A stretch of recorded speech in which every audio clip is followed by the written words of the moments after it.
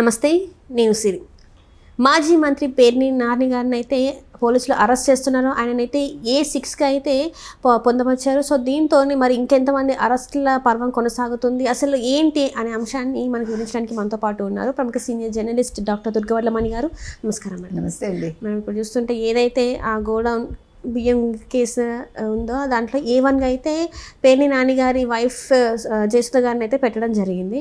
ఆమెకైతే bail మంజూరైంది. ఇప్పుడు పేర్ని నాని గారిని A6గా పెట్టడం జరిగింది. ఇంకా A2, A3, A4, A5గా ఉన్న వాళ్ళని కూడా ఎవరైతే స్పెషల్ జడ్జి ఉన్నారో వాళ్ళైతే రిమాండ్కి పంపించారు. ఇప్పుడు నెక్స్ట్ ఎలా ఉండబోతుంది మరి?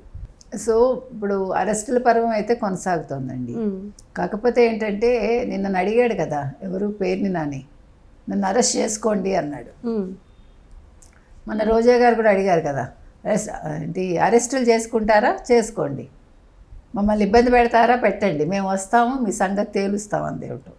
ఎక్కడికి వస్తుందో ఏం చేస్తుందో మనకు తెలియదు. మరో పక్క నేను ఓడిపోవడానికి పెద్దిరెడ్డి కారణం ఉంటుంది. అంటే క్లారిటీ లేదు ఎవరికి కూడా. ఏదో మైక్ ముందుకు వచ్చి మాట్లాడామా, అరిచామా, 4 అరుపులు వెళ్ళిపోయామా, అది అలవాటు అయిపోయింది కదా. అరిచినందుకు అక్కడ డబ్బులు వచ్చేవి, ఇప్పుడు ఏమీ రావు, దెబ్బలు వస్తాయి, ఇప్పుడు ఏమన్నా తేడా వస్తాయి, అంతే కదా. సో ఈ పేర్ని నాని ఏమంటున్నాడంటే, మొన్నను చాలా హుందాగా ప్రవర్తించారు చంద్రబాబు నాయుడు గారు, ఆడవాళ్ళని ఆయన అరెస్ట్ చేయించారు, అలాగే మావిడిని కూడా అరెస్ట్ చేయించారు అని అన్నాడు. అంటే చూసారా మీరు, నెమ్మదిగా ఒక్కొక్కళ్ళు పొగుడుతున్నారు చంద్రబాబు నాయుడిని. నిన్నటి వరకు తిట్టిన నోటితోటి ఇవాళ చంద్రబాబు నాయుడు గొప్పవాడు అయిపోయాడు, చంద్రబాబు నాయుడు హుందాగా ఉన్నారు, చంద్రబాబు నాయుడుకి ఆడవాళ్ళు అంటే గౌరవం, చంద్రబాబు నాయుడు గారు చాలా గొప్ప వ్యక్తి, ఏంటేంటో అంటే కొత్త కొత్త పదాలన్నీ కనిపెడుతున్నారు. అంటే బూతుల నుంచి మనుషులుగా అవుతున్నారు. మీకు అర్థమైందా? నాలికలు అప్పుడు మడత తిప్పారు, ఇప్పుడు అవన్నీ కూడా సాఫీగా అయ్యాయి. నాలికలు 6 నెలలకే సాఫీ అవుతున్నాయంటే 5 ఏళ్ళు అయ్యేసరికి వీళ్ళందరూ కూడా పిల్లిల కంటే ఇంకేదైనా ఉంటే అలా అయిపోతారు. దెబ్బకి మొత్తం కొవ్వు దిగిపోతుంది అన్నమాట. అక్కడ పట్టిన బూతు కొవ్వు అంతా దిగి వీళ్ళు మామూలు సాదాసీదా వ్యక్తులయ్యి మంచి మాటలు నాలుకల మించి వస్తాయి. అది జరుగుతోంది, మొదలైంది. సో ఇది చంద్రబాబు నాయుడు గారు అంటే తెలుగుదేశం కూటమి వచ్చాక జరుగుతున్న ఒక మంచి పరిణామం. అపోజిషన్ వాళ్ళ నోళ్లల్లో మంచి శుద్ధమైన మాటలు వస్తున్నాయి. అది రెండోది, ఇప్పుడు పేర్ని నాని భార్య తెచ్చుకున్నారు బెయిల్. యాక్చువల్గా పేర్ని నాని భార్య పేరు మీద ఆ గోడౌన్ ఉంది. ఇప్పుడు ఇంకో 3 కోట్ల విలువైన బియ్యం మాయమైందనే ఒక టాక్ కూడా వచ్చింది. ఆల్రెడీ 1.72 మేము కట్టేశాము, నేను తప్పు చేయలేదు, నన్ను జగన్మోహన్ రెడ్డి ఇరికించేశాడు, జగన్మోహన్ రెడ్డి కోసం చేశాను అంటూ చెప్పాడు పేర్ని నాని. బియ్యం అమ్ముకునేంత కర్మ నాకు పట్టిందా, అయితే బియ్యం దొంగతనం చేయాల్సిన అవసరం నాకుందా అంటే అది నీకు తెలియాలి. నువ్వు అసలు ఎందుకు ఇందులో ఇన్వాల్వ్ అయ్యావు, ఎందుకు 1.72 కోట్లు ఎందుకు కట్టావు నువ్వు కదా. నువ్వు తప్పు చేయనప్పుడు ప్రభుత్వానికి ఎందుకు డబ్బులు తిరిగి కట్టావు. ఇప్పుడు తప్పు చేయని వాడు ఏం చేస్తాడు, ఫైట్ చేస్తాడు, కోర్టుకు వెళ్తాడు. నన్ను ఎందుకు అంటున్నారు, నాకు మనమే ఎవడైనా నువ్వు 10 రూపాయలు కట్టాలంటే కట్టేస్తావా మనం? అంటే వాడు దానం అడిగితే ఇస్తాం, కానీ నువ్వు నాకు కట్టాలి, నువ్వు తప్పు చేసావంటే ఒప్పుకోమ్మను. ఇదే మనం తప్పు చేయనప్పుడు ఎవడైనా వాదిస్తాడు, రైట్, అది మన రైట్. అది మరి నీకు ఆ రైట్ ఉంది కదా, నువ్వెందుకు కోర్టుకు వెళ్ళలేదు? ఏమండి నన్ను ఇలా కట్టమంటోంది ప్రభుత్వం, నాకు సంబంధం లేదు, మా ఆవిడ పేరు ఇరికించారు, ఆ గోడౌన్లకి మాకు సంబంధం లేదనో, లేదా ఆ బియ్యం మాయం అవడానికి మాకు సంబంధం లేదనో, మీరు సీసీ ఫుటేజ్ చూసుకోండి అనాలిగా. ఇప్పుడు మీరు గోడౌన్ కట్టారండి, అందులో బియ్యం నిల్వలు పెట్టారు ప్రభుత్వానికి, గత ప్రభుత్వంలో పెట్టినప్పుడు మీరు ప్రతిదీ సీసీ ఫుటేజ్ రికార్డ్ పెట్టుకుంటారు కదా.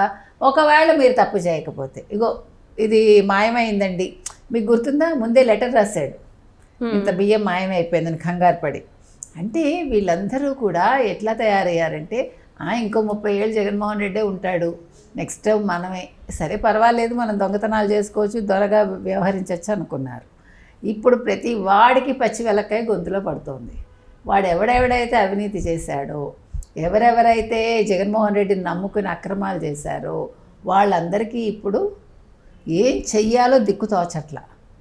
అందులో పేర్ని నాని ఒకటి. నిన్నటి వరకు ప్రెస్ మీట్లు పెట్టి ఏం వాగాడండి, చంద్రబాబు నాయుడిని ఎలా తిట్టాడండి, పవన్ కళ్యాణ్ని ఎలా తిట్టాడండి.